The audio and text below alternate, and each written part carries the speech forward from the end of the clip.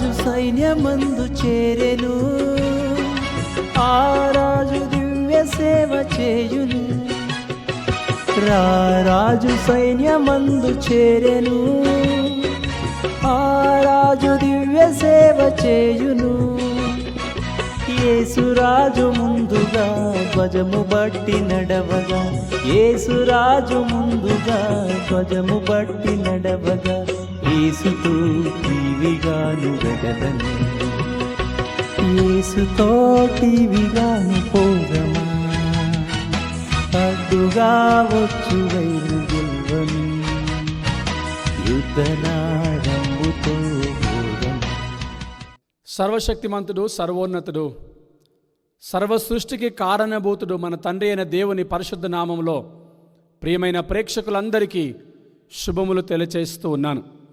ప్రియులారా, ఈ నూతన సంవత్సరములో 2వ వారము ఈ రీతిగా కలిసి దేవుని వాక్యమును ధ్యానించుటకు, మనమందరము కూడా వాక్యము ద్వారా బలపరచబడుటకు, ప్రాముఖ్యంగా 2వసారి ప్రభు ఈ లోకానికి వచ్చినప్పుడు ఆయన రాకడలో ఎత్తబడినట్లుగా అనేకమైన విషయముల ద్వారా మనల్ని బలపరుస్తూ, ఈ కార్యక్రమం ద్వారా మనలందరినీ కూడా సమావేశపరచుకొని ఆయన నామానికి మహిమ తెచ్చుకున్నట్లుగా దేవుడు అనుగ్రహించిన ఈ గొప్ప భాగ్యమును బట్టి దేవుని పరిశుద్ధ నామమును స్తుతిస్తూ మహిమపరుస్తూ మిమ్మలను, మీ కుటుంబ సభ్యులను అందరినీ కూడా కడవరి కాల సిద్ధపాటు అనే ఈ ఆధ్యాత్మిక కార్యక్రమానికి ఆహ్వానిస్తున్నాను. రండి, కలిసి దేవుని వాక్యము చదువుకుందాం. దేవుని యొక్క రాకడ కొరకు సిద్ధపడుతున్న మనమందరము కూడా వాక్యము ద్వారా బలపరచబడి ఇంకా వాక్యములో మనం ఎదగడానికి మనల్ని మనము ప్రార్థనాపూర్వకంగా ముందుకు సాగుదాం. ఈ సమయంలో అంత్యదినములలో అపాయకరమైన కాలములు వచ్చునని తెలుసుకొనము. ఎలాగనగా మనుషులు అని రాస్తూ గడిచిన కొన్ని వారాలుగా మనము ఈ శీర్షిక అంతట్లో కూడా అంత్యదినములలో మనుషులు ఏ రీతిగా మారిపోతారు, వారి ద్వారా అపాయకరమైన కాలాలు ఎలా వస్తాయి అనే విషయాలను మనకు స్పష్టంగా తెలియపరుస్తూ ఉన్నాడు. ఈ రోజున ఈ అంశంలో ప్రాముఖ్యంగా అంత్యదినములలో మనుషులు ఎలా ఉంటారో అందులో ఒక ప్రాముఖ్యమైన వ్యక్తిని మనకు పరిచయం చేస్తున్నాడు. ఎవరో చూద్దామా? 2వ తిమోతి 3వ అధ్యాయము 2వ వచనములో ఆఖరి భాగములో ఉన్నటువంటి తల్లిదండ్రులకు అవిధేయులు అనే విషయాన్ని ఈరోజు ఈ అంశము ద్వారా దేవుడు మన ముందుకు వాక్యాన్ని తీసుకొని వస్తున్నాడు. ప్రియులారా, అవును, తల్లిదండ్రులకు అవిధేయులు. ఈ చివరి దినాల్లో, ఈ కడవరి దినాల్లో జీవిస్తున్నటువంటి మనుషులు ప్రాముఖ్యంగా ఆ తల్లిదండ్రులకు అవిధేయులు అనేటటువంటి అలవాటు కలిగినటువంటి వారు చాలామంది మనకు కనిపిస్తారు.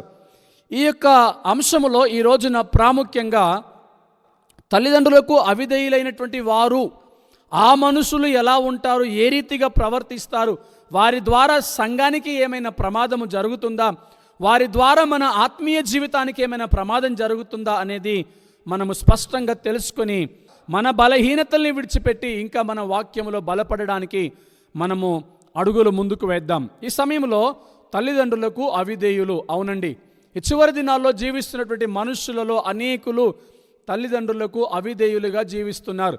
విధేయత లేని వారై తల్లిదండ్రులకు అవిధేయులుగా ఉంటూ జీవితమును కొనసాగిస్తూనే పరోక్షముగాను ప్రత్యక్షముగాను ఆత్మీయులకు, విశ్వాసములో ఎదిగేవారికి, క్రైస్తవ సంఘానికి ప్రమాదముగా మారిపోయారు. అందుకనే 5వ వచనము ఆఖరి భాగంలో చూస్తే, ఇట్టి వారికి నీవు నేను విముఖుడవై ఉండాలి. ఇట్టివారు అంటే ఎవరైతే తల్లిదండ్రులకు అవిధేయులుగా ఉన్నారో అట్టి వారికి ప్రియమైన ఆత్మీయ సహోదరి సహోదరుడు చేయవలసిన పని, ప్రియమైన సంఘము చేయవలసిన పని, అట్టి వారికి విముఖులుగా ఉండాలి అని వాక్యం ఇక్కడ మనకు హెచ్చరిక చేస్తూ ఉన్నది.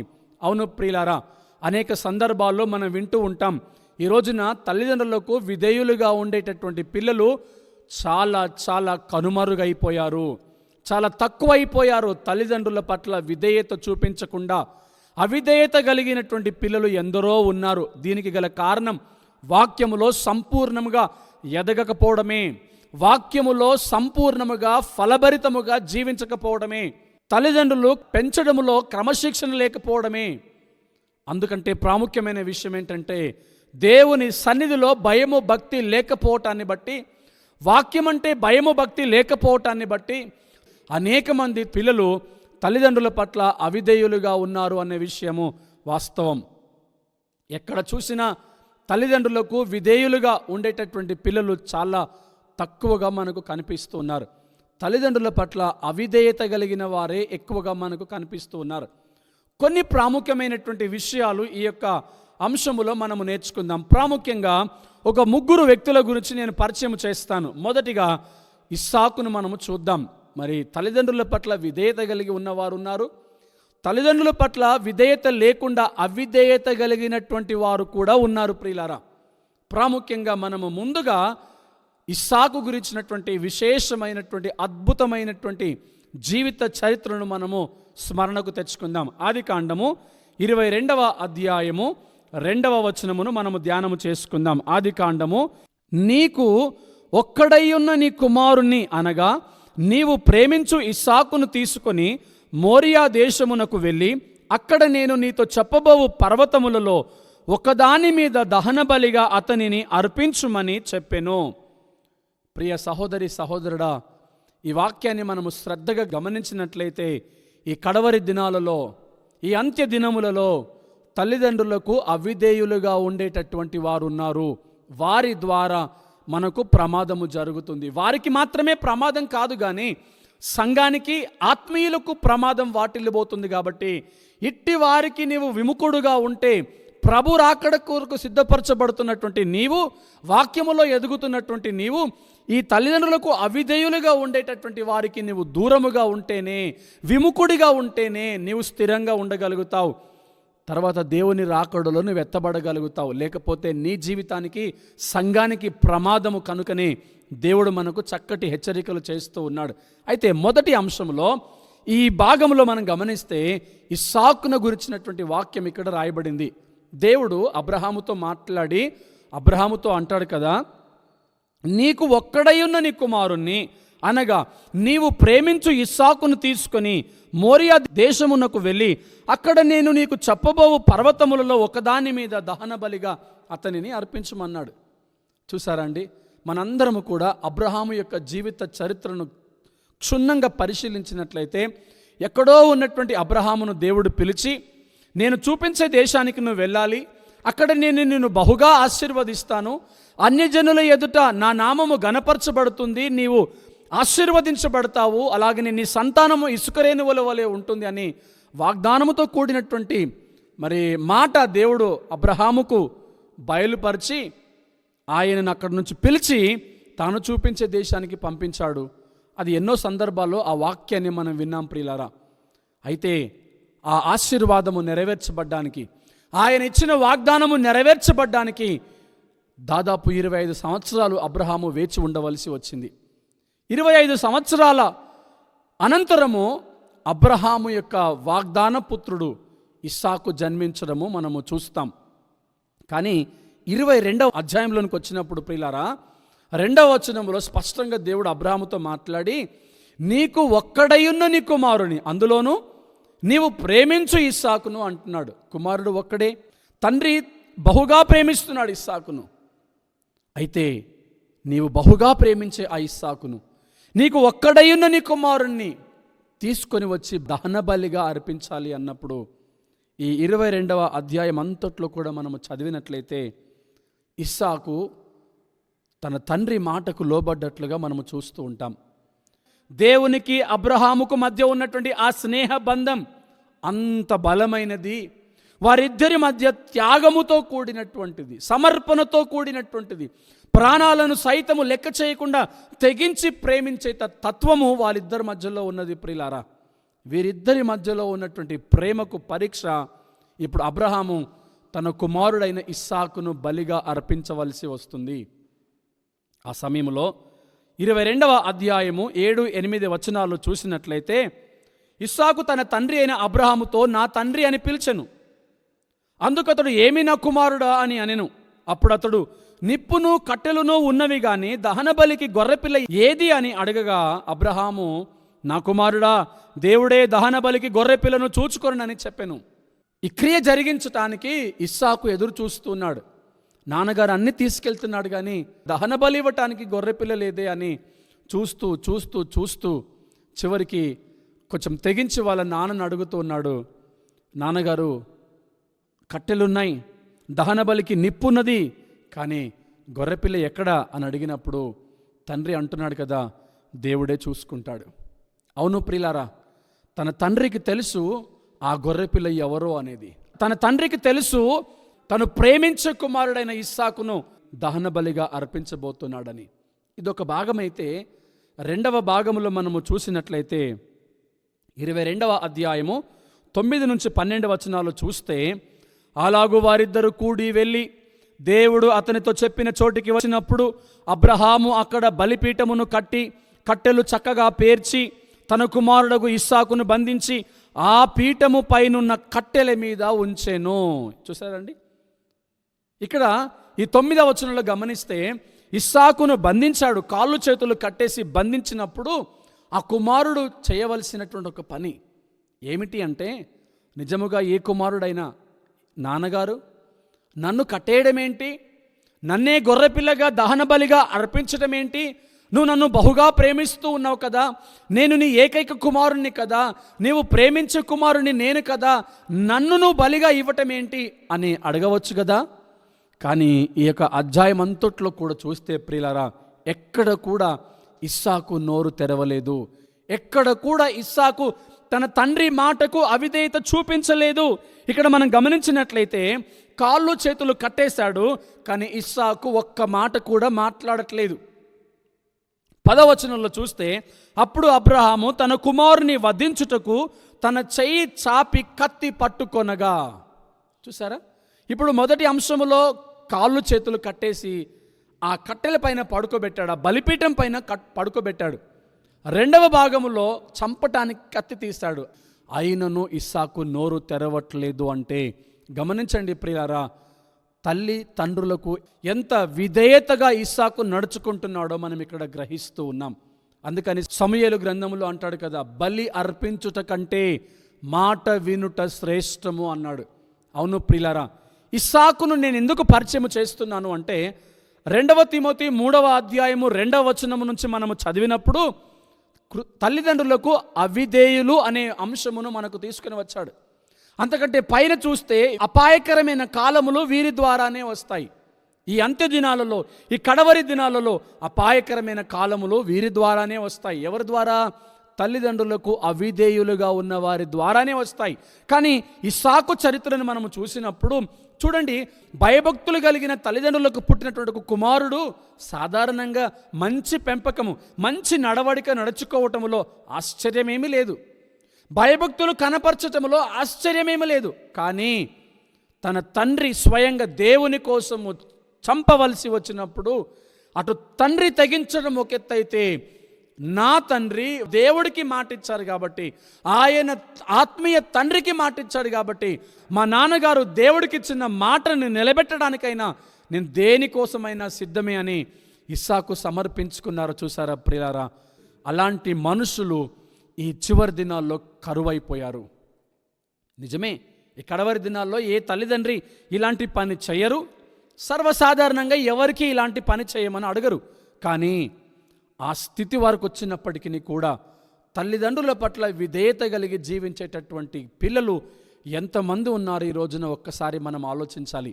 రెండవది మనం గమనిస్తే, న్యాయాధిపతుల గ్రంథమును మనము చూసుకున్నప్పుడు 13వ అధ్యాయము 5వ వచనము సంసోను చరిత్ర ఇక్కడ మనకు కనిపిస్తుంది. యెహోవా దూత ఆ స్త్రీకి ప్రత్యక్షమై, ఇదిగో నీవు గొడ్రాలవు, నీవు కానుపు లేకపోయెను, అయితే నీవు గర్భవతివై కుమారుని కందువు, కాబట్టి నీవు జాగ్రత్తగా ఉండి ద్రాక్షరసముని గాని మద్యమునే గాని త్రాగకుండుము, అపవిత్రమైన దేనినైనను తినకుండుము. చూసారా ప్రియులారా, దేవుని దూత మనోహ భార్యకు ప్రత్యక్షమై ఆ స్త్రీతో మాట్లాడుతూ అంటూ ఉన్నాడు కదా, నీవు గొడ్రాలవు గనక, నీకు కానుపు లేదు గనక దేవుడు నీకు ఒక కుమారుని బహుమానంగా అనుగ్రహిస్తూ ఉన్నాడు, నీవు గర్భవతి వై కుమారుని కంటావు. దేవుని దూత మాట్లాడుతున్నటువంటి మాట. దేవుని వాక్కు ఈ మనోహ భార్యకు ప్రత్యక్షమై ఒక గొడ్రాలు కడుపులో నుంచి దేవుని చిత్తాన్ని జరిగించటానికి, దేవుని యొక్క పిలుపుకు లోబడి దేవుని సేవకు సమర్పించుకొని దేవుని చేతిలో బలమైనటువంటి బాణముగా వాడవలసినటువంటి ఒక కుమారుడు జన్మించటానికి గొడ్రాలైనబడినటువంటి మనోహ భార్యను దేవుడు ఎన్నిక చేసుకొని ఆమెతో మాట్లాడి గొడ్రాలును సహితమైన ప్రేమించి ఆమె గర్భవతి అయి కుమారుని కంటున్నప్పుడు దేవుని వాగ్దానం ఏంటంటే చూసారా, నువ్వు జాగ్రత్తగా ఉండాలి, ద్రాక్షరసమునే కానీ మద్యమునే కానీ త్రాగకూడదు, అపవిత్రమైనవి దేనిని కూడా తినకూడదు. అంత మాత్రమే కాదండి, 5వ వచనంలో చూస్తే నీవు గర్భవతివై కుమారుని కందువు, అతని తల మీద మంగళకత్తి వేయకూడదు, ఆ బిడ్డ గర్భమున పుట్టినది మొదలుకొని దేవునికి నాజూరు చేయబడిన వాడై ఫిలిష్తీయుల చేతిలో నుండి ఇశ్రాయేలీయులను రక్షింప మొదలు పెట్టునని ఆమెతో అనగా. చూసారా అండి, ఇశ్రాయేలీలను రక్షించగలిగేటటువంటి వాడు సంసోను. ఇశ్రాయేలీలను ఫిలిష్తీయుల చేతిలో నుంచి రక్షించటానికే దేవుడు మనోహ భార్యను మరి ఆమెతో మాట్లాడి అంటాడు కదా, నీవు కుమారుని కంటావు, ఆయనే ఫిలిష్తీయుల చేతిలో నుండి ఇశ్రాయేలీలను రక్షిస్తాడు. అందుకని గర్భమున పుట్టినది మొదలుకొని దేవుని కొరకు నాజీరు చేయబడినటువంటి వాడు, ఆయన తల మీదికి మంగళకత్తి తీసుకుని రాకూడదు, అలాగనే ఆ బిడ్డను ప్రతిష్ఠితముగా ఉంచాలి అని దేవుని వాగ్దానము ఆ కుటుంబానికి వచ్చినప్పుడు ప్రియులారా, తల్లిదండ్రులైతే అలా పెంచగలిగారు, కానీ కుమారుడు తల్లిదండ్రులకు ఏమాత్రము కూడా విధేయత చూపించలేదు. కారణం ఏంటంటే మనం ఇక్కడ గమనించినట్లయితే న్యాయాధిపతుల గ్రంథము 14వ అధ్యాయము 2-3 వచనాలు చదివితే, అతడు తిరిగి వచ్చి తిమ్నాతులో ఫిలిష్తీయుల కుమార్తెలలో ఒక్కతను చూచి తిని, మీరు ఆమెను నాకిచ్చి పెళ్లి చేయవలనని తన తల్లిదండ్రులతో అనగా.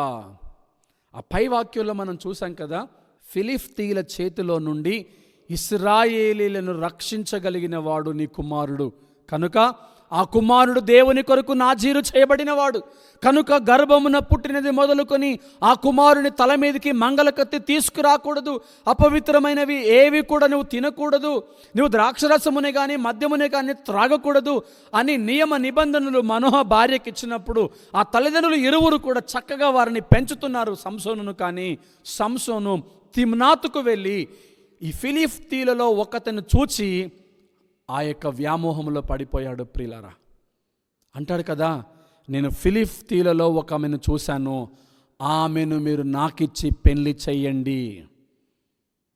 లోక సంబంధమైనటువంటి జీవితంలోనికి ఎలా సంసోను వెళ్ళిపోతున్నాడో చూడండి ప్రియులారా.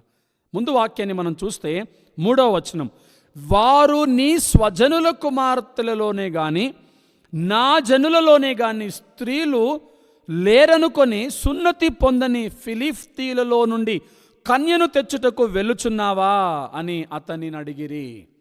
తల్లిదండ్రులు అంటారు కదా, సంసోను ఏమయ్యా చూడు, ఈ యొక్క ఇశ్రాయేలీలలో స్త్రీలు లేరనుకుంటున్నావా, కన్యలు లేరనుకుంటున్నావా, ఆ ఫిలిష్తీయులలో సున్నతి పొందని ఆ జనుల మధ్యలోనికి నువ్వు వెళ్ళి అక్కడ నీ కొరకు ఒక వివాహం చేసుకోవటానికి స్త్రీని నువ్వు తీసుకొని వస్తావా అని అడిగితే సంసోను మాట్లాడతాడు కదా, ఆమె నాకు ఇష్టమైనది గనక ఆమెను నా కొరకు తెప్పించమని తన తండ్రితో చెప్పాను. మొదటి సందర్భంలో తండ్రి కుమారుణ్ణి వారిస్తున్నాడు. అది కాదు, మనం దేవుని కొరకు ప్రత్యేకముగా ఉండవలసినటువంటి వాళ్ళము, పరిశుద్ధమైన జనం, దేవుని సొత్తైన ప్రజలము, రాజులైన యాజక సమూహము అని చెప్తా ఉంటే సంసోను అంటాడు కదా, ఆ ఫిలిష్తీయులలో ఒకతను నాకు తీసుకొని వచ్చి మీరు పెళ్లి చేయండి, అక్కడ ఒక అమ్మాయిని నేను చూశాను అని ఆ వ్యామోహంలోనికి వెళ్ళిపోవడమే కాదు, కానీ తండ్రిని ఎదిరించే ప్రయత్నం చేస్తున్నాడు. తండ్రి చెప్తున్నాడు, తల్లిదండ్రులు ఇరువురు చెప్తున్నారు, అయ్యా మనము దేవుని యొక్క ప్రజలము, దేవుని సొత్తైన వాళ్ళము, పరిశుద్ధమైన జనము, ఇదిగో నువ్వు గర్భమున పుట్టినది మొదలుకొని దేవుని కొరకు నాజీరు చేయబడినటువంటి వాడు నీవే కదా, ఈ ఫిలిష్తీయుల చేతులలో నుండి ఇశ్రాయేలీలను రక్షింపవలసిన వాడవు అని చెబితే, ఇవన్నీ నాకు అనవసరము, నాకు నచ్చింది కనుక నేను ఆ అమ్మాయిని పెళ్లి చేసుకుంటాను, మీరు వెళ్ళి ఆమెను తీసుకుని వచ్చి నాకు పెళ్లి చేయండి. తల్లిదండ్రులను ఎదిరించడానికి ఒక అడుగు ముందుకు వేస్తున్నటువంటి సంసోను మనకి ఇక్కడ కనిపిస్తున్నాడు. ప్రియులారా, ఏం జరిగింది?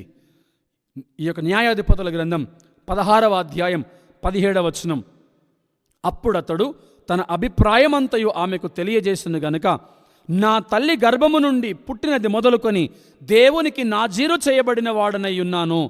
నా తల మీదికి మంగళ కత్తి రాలేదు. నాకు క్షౌరము చేసిన ఎడల నా బలము నాలో నుండి తొలగిపోయి ఇతర మనుషుల వలె అవుదునని ఆమెతో అనెను. ఇప్పుడు ఆ ప్రేమించిన అమ్మాయి, నచ్చిన అమ్మాయిని కాదనుకున్నటువంటి సందర్భంలో, అది జరగని సందర్భంలో సంసోను ఒక వ్యభిచారి దగ్గరికి వెళ్ళిపోయి ఆ వ్యభిచార స్త్రీ వ్యామోహంలో పడిపోయి, ప్రియులారా, అప్పటికే ఈ ఫిలిష్తీయులు సంసోనును చంపడానికి పన్నాగం పన్నుతూ ఉన్నారు. ఎలాగైనా సంసోను యొక్క రహస్యము, ఆ బలము ఏంటో, ఆ శక్తి ఏంటో, ఆ రహస్యం ఏంటో, ఆ దైవ నిర్ణయం ఏంటో, ఆ దైవ సంకల్పం ఏంటో తెలుసుకునే దానికై ప్రయత్నిస్తూ ఉండగా సంసోను ఒక వ్యభిచార స్త్రీ దగ్గరికి వెళ్ళి ఆ స్త్రీ సాంగత్యములో పడిపోయి తన ఆత్మీయతను పాడు చేసుకోవటమే కాదు కానీ ఆ స్త్రీకి ఆ దైవ రహస్యమేంటో చెప్పేశాడు. తన బలము ఎక్కడ ఉన్నదో చెప్పేశాడు. ఆ ఇంటి గుట్టు మాత్రమే కాదు కానీ తన ఆత్మీయ స్థితి మొత్తం కూడా ఆ స్త్రీ ముందు పెట్టేశాడు. ఏమైంది? తల మీదికి మంగళకత్తి రావటము, దేవుని యొక్క అభిషేకం పోవటము, సంసోను పడిపోవటము మనము గమనిస్తూ ఉంటాం. ప్రియులారా, మొదట్లో తండ్రి తన దేవుడికిచ్చిన మాటను నిలబెట్టడానికై చావటానికైనా సిద్ధపడ్డటువంటి ఇస్సాకు, ఈ రెండవ సంఘటనలో ప్రియులారా తల్లిదండ్రులు ఇద్దరిని కూడా ఎదిరించి తాను స్వయంగా సొంత నిర్ణయం తీసుకొని ఆ నిర్ణయం నెరవేర్చడానికై తల్లిదండ్రులను ఎదిరించినటువంటి సంసోను, ఎదిరించడమే కాదు, పాపంలో పడిపోయాడు, పరస్త్రీ వ్యామోహంలో దుష్ట సాంగత్యంలోనికి వెళ్ళిపోయాడు, వ్యభిచార స్త్రీ దగ్గరికి వెళ్ళిపోయాడు, తన బలమును, తన రహస్యాన్ని విప్పాడు. ఆయన తనకు తాను ఫిలిష్తీయుల చేతులలో నుండి ఇశ్రాయేలీయులను రక్షింపవలసినటువంటి సంసోను, గర్భమున పుట్టినది మొదలుకొని దేవుని కొరకై నాజీరు చేయబడినటువంటి సంసోను తల్లిదండ్రులకు అవిధేయుడవ్వడమే కాదు కానీ వెళ్ళి ఫిలిష్తీయులకు అప్పగించబడ్డాడు, బలహీనుడై చిక్కబడ్డాడు. ప్రియులారా, అందుకని దేవుని వాక్యం సెలవిస్తుంది కదా, ఈ కడవరి దినాలలో, అంత్య దినాలలో మనుషులు అపాయకరమైనటువంటి కాలాలు తీసుకొని వస్తారు. వారు ఎవరో కాదండి, మన మధ్యలోనే ఉన్నారు, మనతోనే ఉన్నారు. కొన్ని సందర్భాల్లో మనలోనే బహుశా ఉండవచ్చు, మనమే అయి ఉండవచ్చు. కనుక ప్రియమైన దేవుని సంగమా, తల్లిదండ్రులను గౌరవించేటటువంటి పిల్లలు, తల్లిదండ్రుల మాట వినేటటువంటి పిల్లలు, తల్లిదండ్రులకు విధేయులై ఉండేటటువంటి పిల్లలు ఈ చివరి దినాల్లో ఎంతైనా అవసరమై ఉన్నది. మంచి భయభక్తులు కలిగినటువంటి కుటుంబంలో నుంచి వచ్చినటువంటి సంసోను, తల్లిదండ్రులు దేవుని ఎడల ఎంతో భయభక్తులు కలిగినటువంటి వారు, దేవునికి విధేయత చూపించినటువంటి వారు, దేవుని మాటను నమ్మకముగా గైకొని పాటించేటటువంటి వారు, అలాంటి గర్భములో నుండి పుట్టినటువంటి సంసోను దుష్ట సాంగత్యంలోనికి వెళ్ళి, అందుకని కీర్తనల గ్రంథంలో రాయబడింది కదా, దుష్టుల ఆలోచన చొప్పున నడవక, పాపుల మార్గమున నిల్వక, అపహాసకులు కూర్చుండు చోట కూర్చుండ, కానీ ఎన్నో హెచ్చరికలు చేస్తూ ఉంటాడు. సంసోను తిమ్నాతుకు వెళ్ళాడు, దుష్టుల ఆలోచన చొప్పున వెళ్ళాడు, పాపుల మార్గమున నిలిచాడు, అపహాసకులు కూర్చుండే చోట కూర్చున్నాడు, దేవుని నిర్ణయాన్ని ధిక్కరించాడు, తల్లిదండ్రులకు అవిధేయత చూపించాడు. అందుకని తన జీవితాన్ని తానే నాశనము చేసుకున్నాడు. ప్రియ సంగమా, మళ్ళీ మనము 2 తిమోతి 3వ అధ్యాయంలోనికి వస్తే చూసారా, ఏ ఇశ్రాయేలీయులనైతే ఫిలిష్తీయుల చేతిలో నుంచి రక్షించాలో ఆ ఫిలిష్తీయుల చేతిలో బందీగా చిక్కబడ్డాడు సంసోను. గల కారణం ఏంటంటే ఆయన తల్లిదండ్రులకు అవిధేయుడై ఉన్నాడు. 2 తిమోతి 3వ అధ్యాయం 2వ వచనం అంటాడు, వారు తల్లిదండ్రులకు అవిధేయులు కనుక వారి పట్ల జాగ్రత్తగా ఉండాలి. 5వ వచనంలో అంటాడు, ఇట్టి వారికి విముఖుడవై ఉండుము అంటాడు. ఇక ఆఖరి వ్యక్తిని మనం చూద్దామా? 1 సమూయేలు గ్రంథం 1వ అధ్యాయం 11వ వచనం, సైన్యములకు అధిపతియగు యెహోవా, నీ సేవకురాలనైన నాకు కలిగి ఉన్న శ్రమను చూచి నీ సేవకురాలనైన నన్ను మరొక జ్ఞాపకము చేసుకొని నీ సేవకురాలైన నాకు మగపిల్లను దయచేసిన ఎడల వాని తల మీదికి క్షౌరపు కత్తి ఎన్నటికి రానియక వాడు బ్రతుకు దినములన్నిటను నేను వానిని యెహోవానగు నీకు అప్పగింతునని మొక్కుబడి చేసుకొనిను. చూసారండి, ఈ 1వ అధ్యాయం 11వ వచనంలో గొడ్రాలు అనబడినటువంటి హన్న దేవుని మందిరానికి వెళ్ళి బహు దుఃఖాక్రాంతురాలై ఏడుస్తూ ప్రార్థన చేసినప్పుడు ఆమె చేసుకున్న మనవి, ప్రభువా నీవు నాకు కుమారుని అనుగ్రహించినట్లయితే రాయబడిన మాట నేను చదువుతున్నాను, వానిని యెహోవానగు నీకు అప్పగింతునని మొక్కుబడి చేసుకున్నది. హన్న దేవునికి మొక్కుబడి చేసుకున్నది. ఏమని? వానిని నీకే అప్పగిస్తాను, పాలు విడిచిన వెంటనే తీసుకొని వచ్చి నీ సన్నిధిలో విడిచిపెడతాను, తన బ్రతుకు దినములన్నిటను వాడు నీకే దాసుడిగా ఉంటాడు, నీకు అప్పగిస్తాను అని దేవునికి వాగ్దానము చేసినటువంటి అన్న, దేవుడు ఆమె గర్భద్వారము తెరిచినప్పుడు, దేవుడు ఆమెను జ్ఞాపకము చేసుకొని కుమారుని అనుగ్రహించినప్పుడు అన్న కూడా అది జ్ఞాపకం ఉంచుకొని తిరిగి పాలు విడిచిన వెంటనే ఆ యొక్క సమూయేలును దేవుని మందిరానికి తీసుకొని వచ్చి అక్కడ విడిచిపెట్టి వెళ్ళిపోయింది. కుమారునితో చెప్పిన మాటలు, నా కుమారుడా, ఇదిగో నీవు నీ బ్రతుకు దినములన్నిటను ఇక్కడే గడపవలసి ఉన్నది అని చెప్పినప్పుడు సమూయేలు జీవిత చరిత్ర అంతా కూడా చూస్తే తాను తన బ్రతికిన దినములన్నిటిలో ఏనాడు కూడా తన ఇంటికి వెళ్ళలేదు ప్రియులారా. కారణం ఏంటో తెలిసినా, ఈ గొడ్రాలు అయినటువంటి హన్న దేవునితో చేసుకున్న నిత్య నిబంధన, నా కుమారుడు తాను బ్రతికిన దినములన్నయూ నీతోనే ఉంటాడు, నీకు అప్పగిస్తాను అని మొక్కుబడి చేసుకున్నది హన్న. ఆ మాట నిలబెట్టడానికి పాలు విడిచిన వెంటనే నోట్లో నుంచి సరిగ్గా మాటలు రాని ఆ వయసులో సమూయేలు అక్కడ ఉండడమే కాదు, తాను తన బ్రతికిన దినములన్నీ కూడా దేవుని మందిరంలోనే గడిపాడు, అక్కడే ఉన్నాడు. గల కారణం ఏంటంటే తల్లిదండ్రులకు ఆయన విధేయుడిగా ఉన్నాడు. ఆ మాట నెరవేర్చడానికై తన జీవితం అంతా కూడా త్యాగపూరితముగా సమర్పణతో యెరూషలేము దేవాలయములో ఆయన తన జీవితాన్ని గడిపాడు సమూయేలు గారు. ఇక మనం ముందుకు వెళ్ళినట్లయితే ఇస్సాకు జీవిత చరిత్ర, తల్లిదండ్రుల కోసము చనిపోవటానికైనా సిద్ధపడ్డాడు.